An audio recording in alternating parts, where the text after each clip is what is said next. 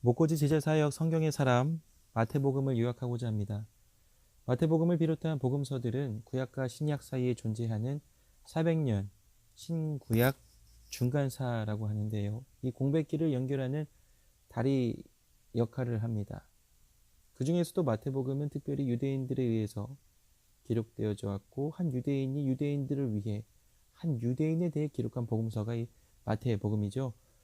여기서 마태는 예수 그리스도를 통한 언약의 성취를 말하며 믿는 자들의 삶의 소망으로 연결시켜주고, 그리스도 예수가 약속된 나라의 왕이신 유대인의 메시아임을 보여주고 있습니다.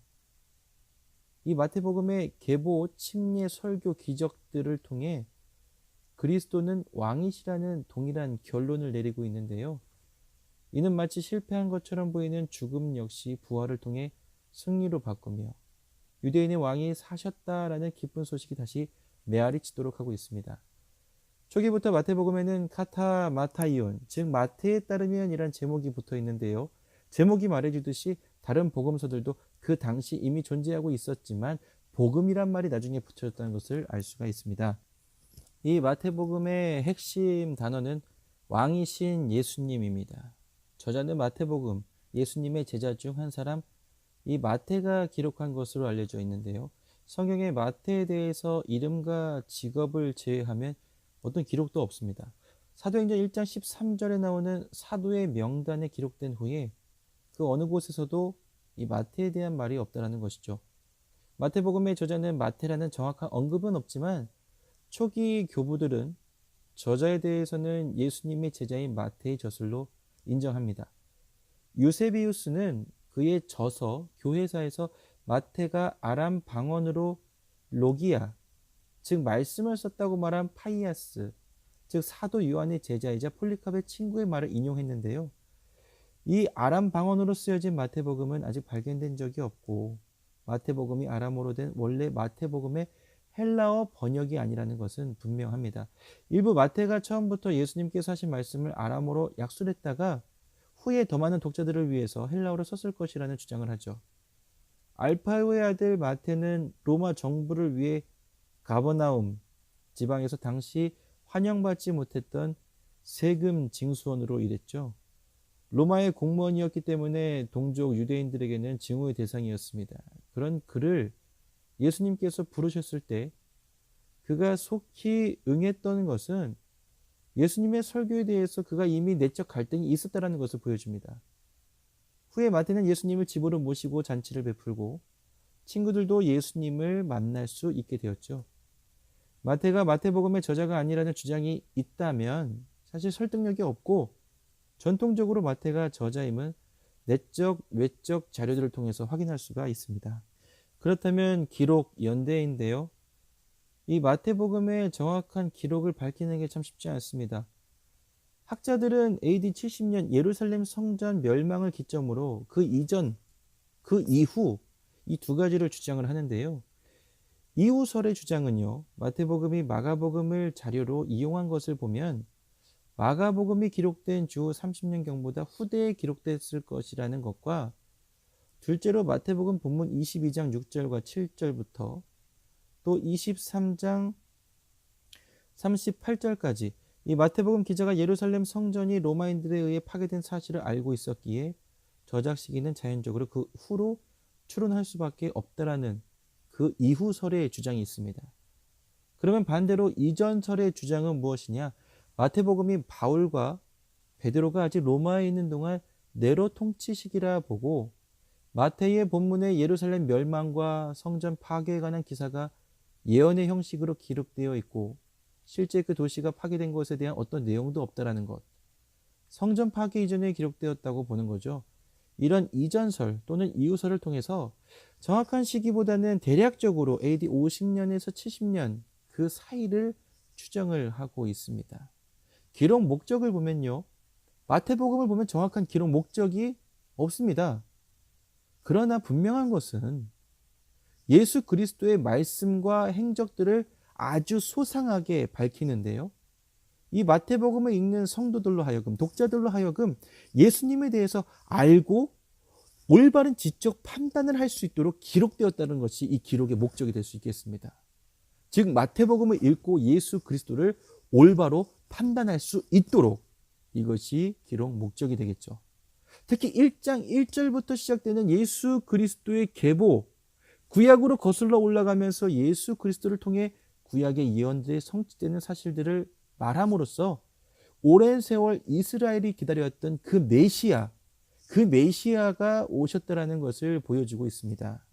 더 자세한 목적을 찾아보자면요, 역사적인 목적에서 마태복음을 기록한 목적을 유대 신자들이 유대교에서 개종한 자들을 양육하고요, 유대교에 있는 자기 동족을 전도하기 위해서 쓴 거죠. 당시 상황이 명확하게 유대교, 기독교 구분되어 있지 않았고요, 유대교인들은 개종한 그리스도인들을 일종의 종교적 한 분파, 그렇게 구분을 했다라는 것입니다. 이런 시대적 상황에서 마태는요, 핍박받는 신자의 믿음을 격려했고요, 유대인들에 대한 복음은 구약의 말씀과 결코 모순되지 않으며 오히려 하나님께서 아브라함, 다윗과 맺으신 언약의 성취라는 사실을 증거하기 위해서 마태복음을 기록했다라는 것입니다.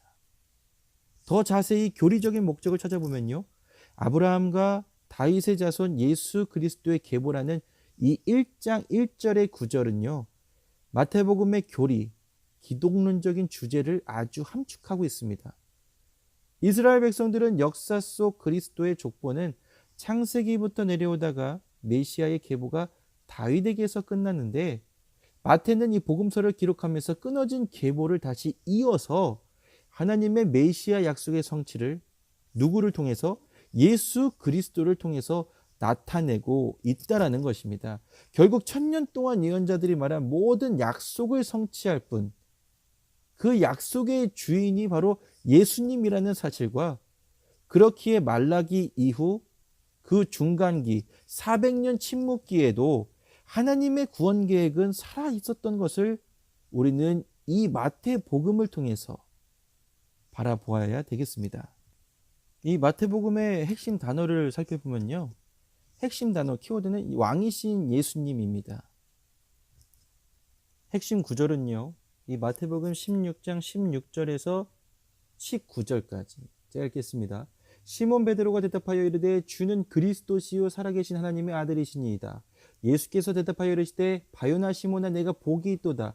이를 내게 알게 하니는 혈육이 아니요 하늘에 계신 내 아버지시니라. 또 내가 네게 이르노니 너는 베드로, 베드로의 뜻은 곧 반석이라. 내가 이 반석 위에 내 교회를 세우리니 음부의 권세가 이기지 못하리라. 내가 천국 열쇠를 내게 주리니 네가 땅에서 무엇이든지 매면 하늘에서도 매일 것이요 내가 땅에서 무엇이든지 풀면 하늘에서도 풀리리라 하시고. 아멘. 그리고 28장 18절에서 20절인데요, 너무나도 잘 아는 말씀, 우리가 암송하는 말씀이죠. 예수께서 나와 말씀하여 이르시되 하늘과 땅의 모든 권세를 내게 주셨으니 그러므로 너희는 가서 모든 민족을 제자로 삼아 아버지 아들과 성령의 이름으로 침례를 베풀고 내가 너희에게 분부한 모든 것을 가르쳐 지키게 하라. 볼지어다 내가 세상 끝날까지 너희와 항상 함께 있으리라 하시니라. 아멘. 이렇게 핵심 구절이 16장 16절에서 19절, 28장 18절에서 20절입니다. 이 마태복음의 핵심 장은요, 12장입니다. 그러니까 전체 1장부터 28장까지 이 장 중에서 그 전환점이 되는 장이 이 12장부터입니다. 이스라엘의 지도자 역할을 했던 바리새인들은 공식적으로 메시아로서의 예수님을 부인하고 그의 능력이 하나님으로부터가 아닌 사탄에게 왔다고 하지만, 이 12장 이 전환점을 통해서 예수님께서 사역에서 비유를 사용하기 시작하셨고, 허다한 무리들, 그 이전에는 허다한 무리들에게 가르쳤는데 이제는 12장 전환점을 통해서 제자들을 가르치시는데 초점을 두셨다는 것입니다. 그러니까 12장부터는 왕의 제자의 훈련이 들어가고요, 마지막에 28장에 가서 왕의 증거를 나타내게 되는데요, 예수님께서 자신의 죽음이 다가오고 있음을 자주 언급하셨기 때문에 우리가 그것을 알 수가 있습니다. 그럼 마태복음의 특징과 그리고 마태복음을 분석을 해보길 원합니다. 이 마태복음은 다른 복음서와 동일한 주제를 다루지만요. 마태복음만의 특징이 있습니다. 첫째는 유대인들을 염두하고 기록한 유대 지향적 성향을 나타낸다는 거죠. 구약 성경을 100번 이상 집간접 인용했고요. 마태는 예수님을 소개할 때 보통 인간이 아닌 유대인이 수많은 역사 속 그렇게 기다려왔던, 즉 하나님께서 이스라엘의 구원을 위해 보내신 메시아의 심을 나타내는데 구약의 용어를 사용을 하고 있다는 거죠. 둘째로 유대적 관용구를 사용합니다. 마태복음에는 다른 신약 성경에서 볼 수 없는 유대적 표현들이 많이 있습니다. 예를 들어서 하늘나라라는 표현인데요. 신약 성경 대부분이 하나님의 나라란 용어를 일반적으로 사용하지만 이 마태복음은 하늘나라를 대신 사용하는데요. 이는 경건한 유대인이 야훼, 이 거룩한 이름을 사용하는 대신에 그 별칭으로 하늘아버지, 하늘이란 용어를 쓰던 관습에서 기인된 것이었습니다. 이외에도 예수님의 명칭을 이야기할 때에 아브라함의 아들, 다윗의 아들, 임마누엘, 오실이 등이 대표적인 유대적 명칭들인 거죠. 실제로 다른 복음서와 달리 이 마태복음에서만 예수님의 공생애가 유대인들만을 위한 것 같은 구절이 여러 번 나오게 됩니다. 15장 24절에 예수께서 대답하여 이르시되 나는 이스라엘 집에 잃어버린 양 외에는 다른 데로 보내심을 받지 아니하였노라 하시니와, 또 10장 5절이죠. 이방인의 길로는 가지 말고, 이런 구절, 이 모두 마태의 유대적 성향을 나타내고 있습니다. 이는 당시 이 글을 읽을 독자들이 유대인들로 구성되어 있었기 때문이며 마태가 복음을 자기 동족들에게 변증하기 위해서 사용한 유대적 표현 접근 방법이라고 생각이 됩니다. 그리고 마태복음은 예수님을 예언된 이스라엘의 메시아 왕으로 계속해서 묘사를 하고 있습니다. 이는 1장 23절, 2장 2절, 2장 6절, 3장 17절, 4장 15절, 17절, 21장 5절, 9절, 22장 44절, 45절, 26장 64절, 27장 11절, 27장 37절 등인데요. 여기에서 다른 신약 성경에서 찾을 수 없는 이 하늘의 임금에 대한 이 표현이 32번이 나옵니다. 이 더불어서 마태는 예수님의 메시아의 자격을 갖추신 것을 다른 복음서보다 더 많은 구약을 인용해서 입증을 했던 거죠. 이를 통해서 마태복음에서 예수 그리스도를 대한 확실한 증언과 마태가 예수님에 대한 명확한 입증을 했다라는 것을 알 수가 있습니다. 마태복음의 구조에 대해서 한번 보길 원하는데요. 이 구약 선지자들은 메시아가 인간의 역사 속에서 용서와 구원을 주실 것을 예언했으며 열망했습니다. 마태복음의 첫 구절 아브라함과 다윗의 자손 예수 그리스도의 세계라는 이 초대교회가 마태복음을 신약 성경 중 맨 처음에 둔 이유가 마태복음이 구약과 신약을 이어주는 다리 역할을 하기 때문이라고 말씀드렸는데요. 마태복음이 이스라엘의 메시아이신 왕의 인격과 그 사역을 기술하는데 구조의 중요한 부분은 예수께서 이 말씀을 마치심에라는 표현으로 이는 마태복음에 나타난 5가지 담화를 결론짓는 표현이기도 합니다. 즉 5장 3절에서 7장 27절까지의 산상수훈, 10장 5절에서 42절까지의 제자들에게 주신 강론, 13장 3절에서 52절까지 하나님 나라의 비유, 18장 3절에서 35절까지의 제자도, 24장 4절에서 25장 46절까지 최후의 만찬이 바로 그것이 되겠습니다. 즉 마태복음에 나타난 5가지 담화인 거죠. 또 마태복음을 분석을 하면요, 1장부터 28장까지 중에 1장 1절에서 4장 11절까지를 왕의 출현, 4장 12절에서 7장 29절까지 왕의 선포, 8장 1절에서 11장 1절까지 왕의 능력, 11장 2절에서 16장 12절까지 왕에 대한 배척의 확산, 16장 13절에서 20장 28절까지 왕의 제자들을 예비하심, 20장 29절에서 27장 66절까지 왕의 현현과 배척당하심, 28장 1절에서 20절까지 왕의 증거로 이 마태복음을 분석을 합니다. 여러분도 이러한 관점에서 한번 마태복음을 1장부터 28장까지 읽어보셨으면 좋겠습니다. 그렇다면 이 왕의 출현, 선포, 능력 이런 것들이 무엇이냐? 먼저 왕의 출현은 아브라함에게 주신 약속의 말씀은 바로 땅의 모든 족속이 너를 인하여 복을 얻을 것이라는 창세기 12장 3절의 말씀이었죠. 온 세상의 구주 예수 그리스도께서는 다윗의 자손이고, 그러니까 다윗의 자손이기에 다윗의 직계 후손으로서 이스라엘의 왕이 되실 자격이 있는 셈인 것입니다.